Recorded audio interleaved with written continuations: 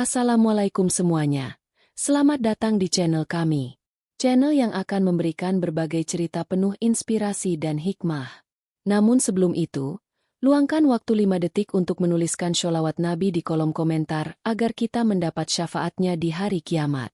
Terima kasih juga untuk yang sudah klik tombol subscribe. Semoga Anda diberikan kesehatan dan rezeki dari Allah.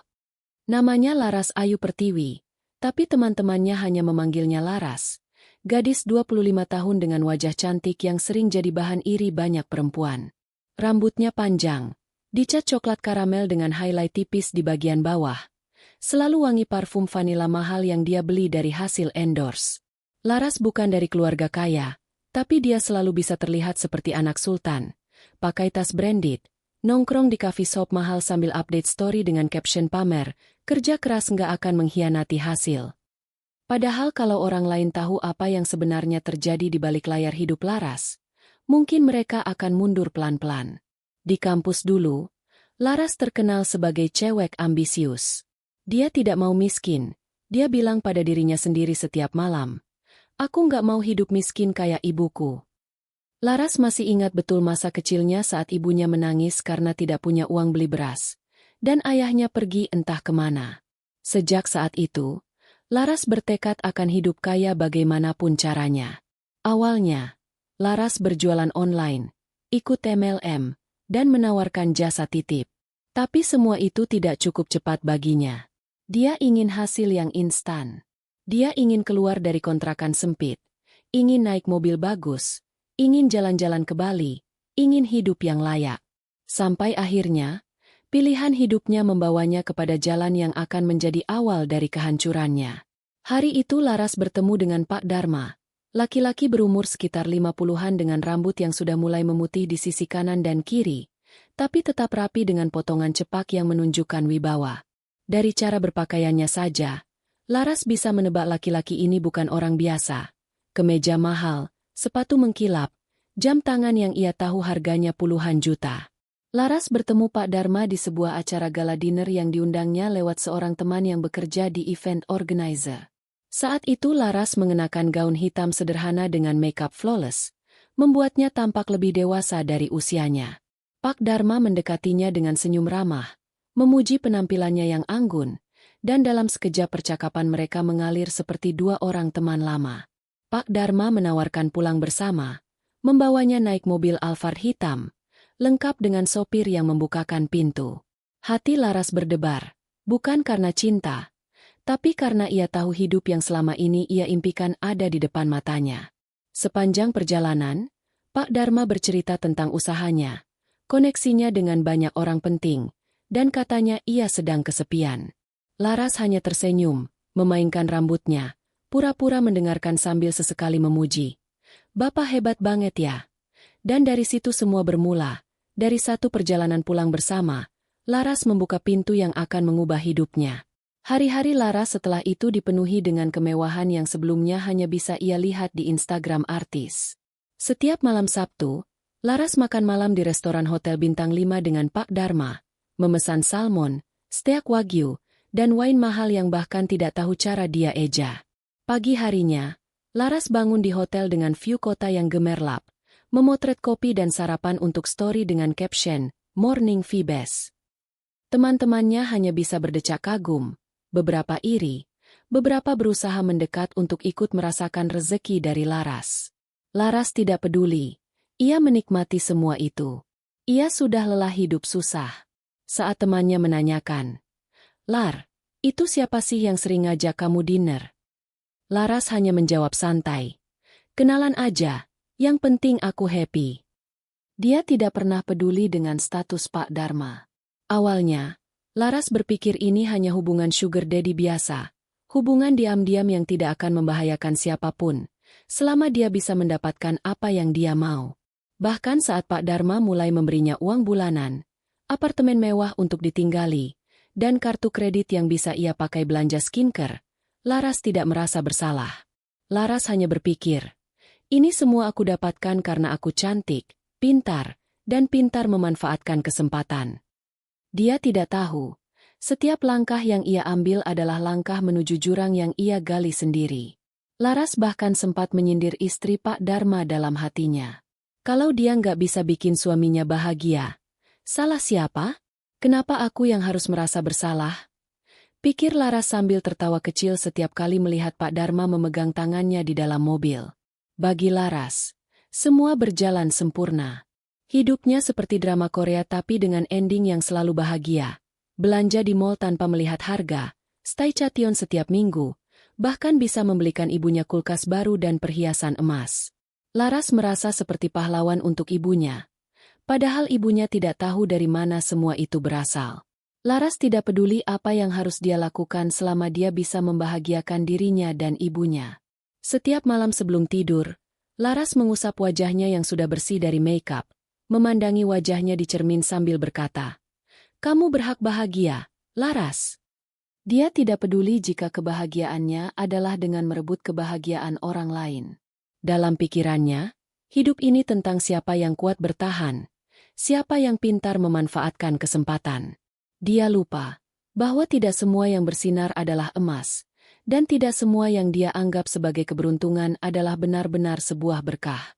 Sampai akhirnya, hari itu datang, hari di mana semua yang Laras banggakan runtuh dalam hitungan detik. Laras iseng mencari nama lengkap Pak Dharma di Google, karena ingin tahu siapa sebenarnya laki-laki yang sudah membuat hidupnya mewah. Betapa terkejutnya Laras saat menemukan puluhan artikel tentang Pak Dharma, mantan pejabat publik terkenal yang dulu sering muncul di TV, terkenal dengan citra keluarga harmonis, dan selalu tampil mesra dengan istrinya di acara resmi. Bahkan ada foto keluarga mereka saat liburan ke Eropa, senyum istrinya yang lembut, dan anak-anak mereka yang tampak bangga dengan ayah mereka. Laras terdiam, tangannya gemetar saat menggulir layar ponsel, membaca komentar netizen yang memuji Pak Dharma sebagai suami idaman, ayah teladan, dan pejabat bersih. Laras ingin muntah, ingin menjerit, ingin kabur. Karena ternyata, di artikel lain disebutkan bahwa Pak Dharma sedang dalam pengawasan karena diduga terlibat kasus korupsi dan pencucian uang, dan sedang diawasi oleh KPK. Laras tidak tahu harus bagaimana. Dadanya sesak, pikirannya kacau. Dia teringat akan semua transferan yang diterimanya. Rekening atas namanya yang dipakai untuk simpanan darurat, kata Pak Dharma. Semua apartemen dan barang-barang mewah yang ia terima, semuanya ternyata mungkin adalah hasil dari uang haram. Laras menangis di malam itu, untuk pertama kalinya sejak lama, bukan karena dia merasa kasihan pada dirinya, tapi karena dia merasa ketakutan akan semua yang akan terjadi padanya setelah ini.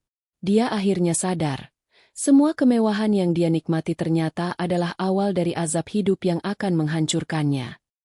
Sejak malam itu, hidup Laras berubah menjadi mimpi buruk yang berjalan perlahan. Setiap detik ia merasa seperti sedang diikuti bayangan hitam yang siap menerkamnya kapan saja. Laras tidak bisa tidur nyenyak.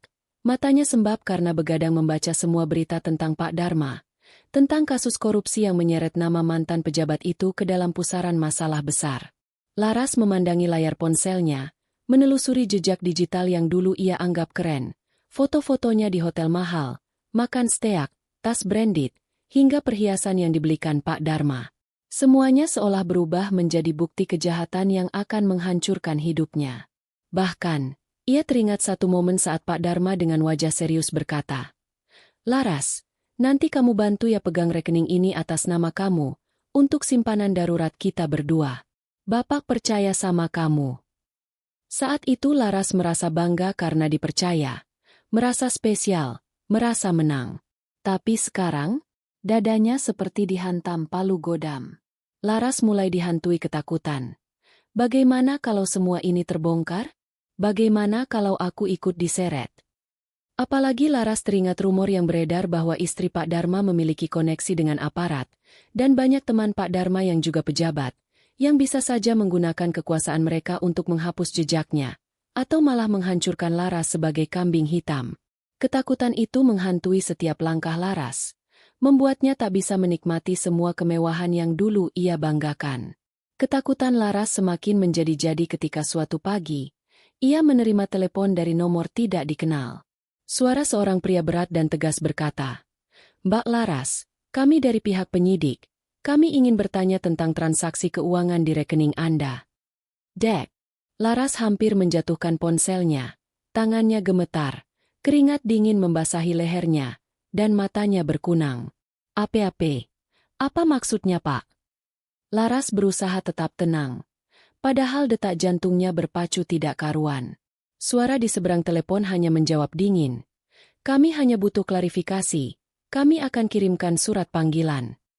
Setelah telepon ditutup, Laras jatuh terduduk di lantai, menangis sambil memegangi dada.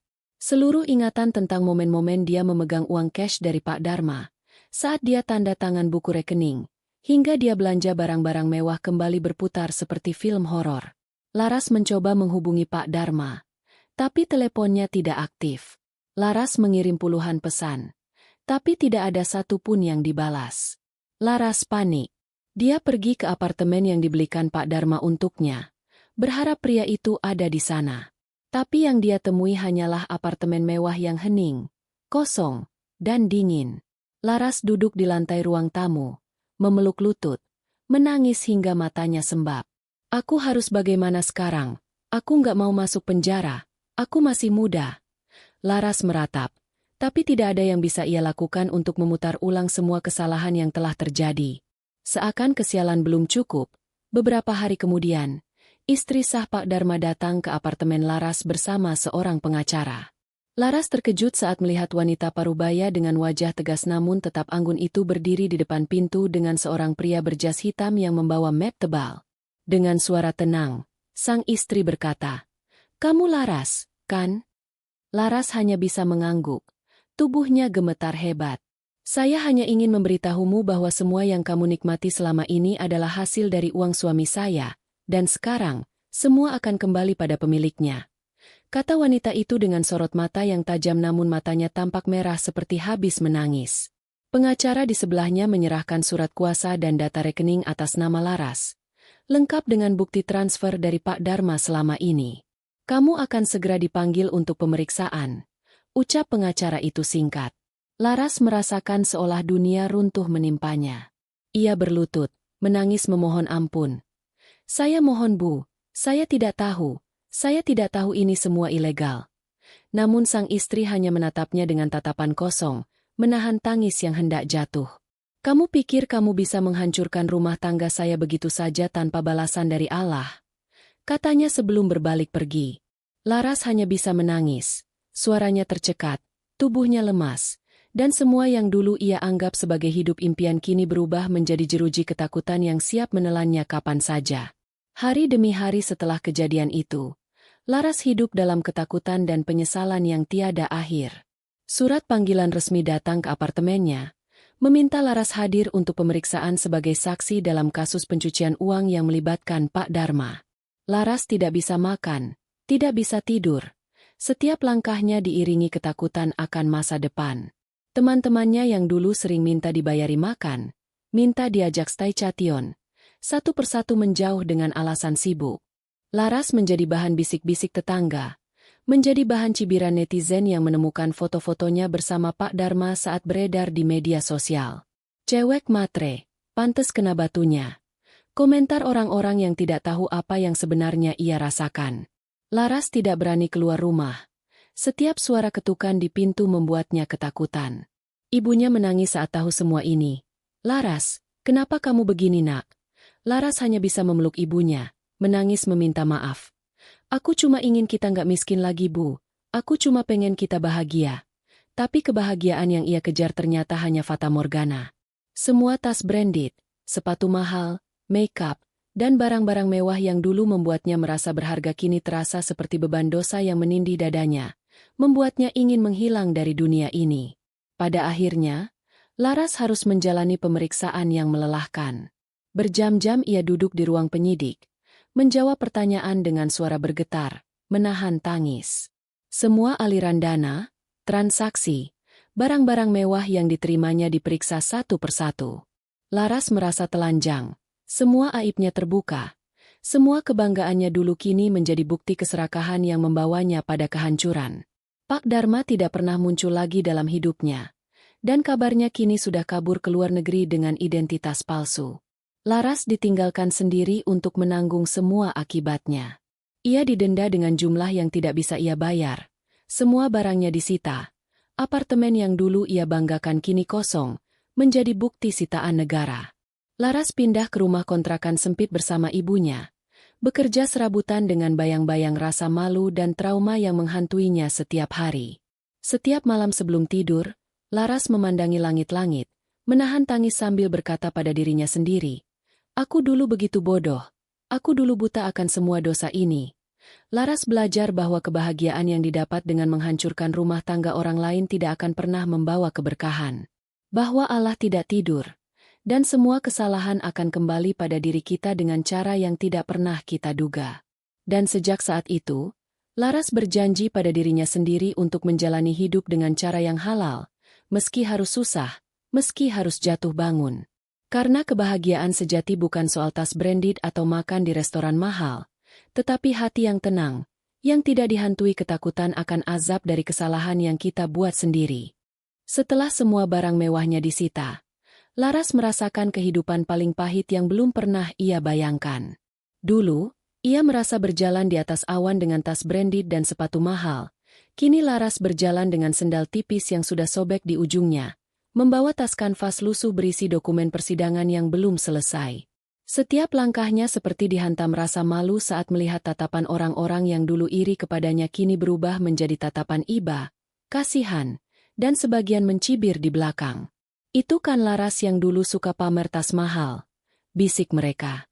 Laras pura-pura tidak mendengar, tapi hatinya perih, dadanya sesak, dan kepalanya pusing menahan tangis yang ingin pecah setiap saat. Laras kini tinggal di kontrakan sempit bersama ibunya. Hanya satu ruangan dengan dapur kecil di pojok, bersebelahan dengan kamar mandi yang bocor. Dulu dia merasa hebat saat memotret sarapan di hotel untuk story. Sekarang dia harus sarapan dengan nasi dan garam sambil mematikan data ponselnya, agar tidak tergoda membuka Instagram yang hanya membuat hatinya semakin hancur. Laras mencoba melamar pekerjaan sana-sini, tapi semua terasa sulit karena berita tentang kasusnya sudah tersebar, membuat banyak orang takut untuk mempekerjakannya. Laras menangis setiap malam, menatap ibunya yang ikut menangis diam-diam, merasa bersalah telah menyeret ibunya dalam penderitaan ini. Semua mimpinya tentang hidup mewah lenyap bersama dosa yang ia buat sendiri, dan untuk pertama kalinya Laras benar-benar merasa sendirian. Di tengah kehancuran hidupnya, Laras masih harus menjalani sidang demi sidang yang menguras mentalnya. Setiap kali Laras melangkahkan kaki ke pengadilan, ia merasa seperti akan menuju hukuman mati, meski ia hanya menjadi saksi dalam kasus besar korupsi Pak Dharma. Namun semua pertanyaan, tatapan, dan proses hukum terasa seperti cambuk yang memukul harga dirinya. Jaksa dengan tegas bertanya, "Apakah Anda menerima aliran dana dari terdakwa atas nama Darmawan sebagai imbalan hubungan pribadi di luar nikah?" Laras hanya bisa menunduk, suaranya serak menjawab, "Iya." Satu kata itu seperti merobek semua harga diri yang tersisa pada dirinya. Ia bisa mendengar bisik-bisik di ruang sidang, bisa merasakan tatapan para jurnalis yang dengan sigap memotret wajahnya. Setelah keluar dari sidang, wajah Laras sering muncul di berita gosip online dengan judul-judul yang menyakitkan. Simpanan mantan pejabat jadi saksi kasus korupsi, cewek muda penikmat uang haram, dan lainnya. Laras tidak bisa membuka ponselnya tanpa menangis. Semua akun media sosialnya penuh dengan hujatan. "Rasain lo. Karma itu nyata," tulis seseorang di kolom komentarnya. Laras tidak lagi punya ruang untuk bersembunyi. Setiap sudut hidupnya kini terasa gelap, dan tidak ada satupun kemewahan yang bisa menyelamatkannya dari rasa malu, takut, dan sakit hati yang ia terima setiap hari. Dalam kondisi terpuruk itu, Laras jatuh sakit. Stres berkepanjangan, rasa malu, dan ketakutan yang menumpuk membuat tubuh Laras melemah. Hingga suatu malam ia pingsan saat sedang mencuci piring di kontrakan sempitnya. Ibunya menangis panik, membawa Laras ke puskesmas terdekat dengan uang pinjaman dari tetangga. Dokter mengatakan Laras mengalami tekanan darah rendah dan anemia parah, akibat kurang makan dan stres berat. Laras dirawat beberapa hari dengan infus menempel di tangannya, memandangi langit-langit ruangan dengan lampu redup, mendengar suara tangisan bayi dari ruangan sebelah, dan bau obat yang menusuk hidungnya. Setiap malam di rumah sakit, Laras teringat semua kesalahannya, semua kebanggaannya yang dulu ia pamerkan, semua kata-kata sombong yang pernah ia ucapkan. Kalau bisa hidup enak, kenapa enggak? Laras pernah bilang dengan bangga.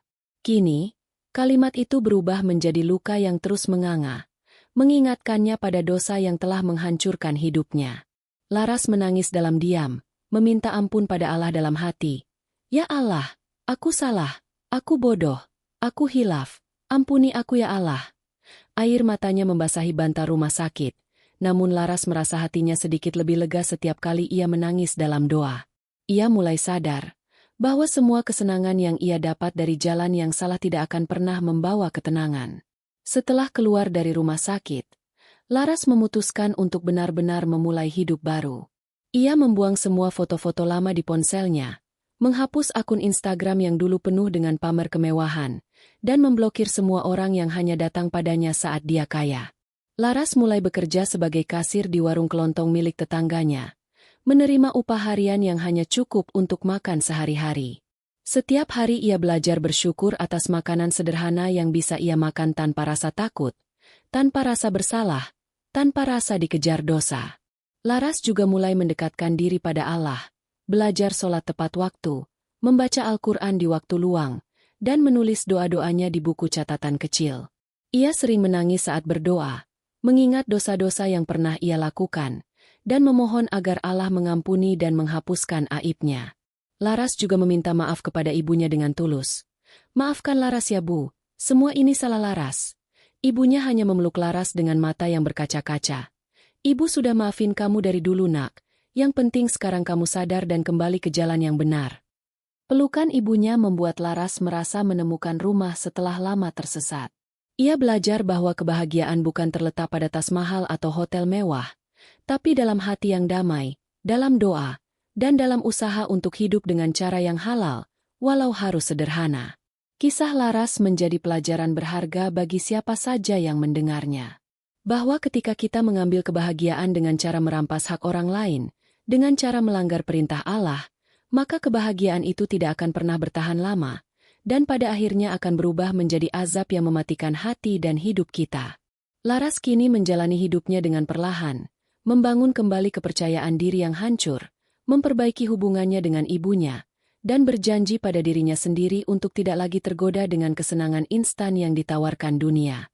Ia juga sering berbagi kisahnya kepada teman-teman yang masih muda, agar mereka tidak salah langkah seperti dirinya. Laras ingin menebus dosanya dengan membantu orang lain agar tidak jatuh pada lubang yang sama. Laras tahu, hidupnya tidak akan mudah. Aibnya mungkin akan tetap melekat. Tapi ia tidak ingin menyerah pada masa lalu. Ia ingin menatap masa depan dengan penuh doa, usaha, dan ketulusan. Ia tahu, jalan taubat itu berat. Tapi Laras ingin terus berusaha. Karena hanya dengan jalan taubat dan usaha yang halal, Laras berharap bisa memulihkan hidupnya sedikit demi sedikit, dan semoga Allah menerima penyesalannya. Laras ingin membuka